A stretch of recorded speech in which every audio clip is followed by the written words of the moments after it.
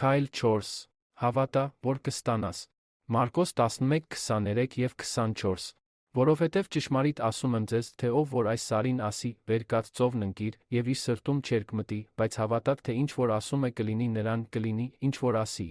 Սրա համար ասում եմ ձեզ, թե ամեն ինչ որ աղոթք անելով խնդրեք, հավատացեք, թե կառնեք կլինի ձեզ։ Մեկ այլ թարգմանության մեջ այս խոսքը գրված է. ինչ որ խնդրեք աղոթքի մեջ, հավատացեք, վստահեք, որ կտրվի ձեզ, և դուք կստանաք այն։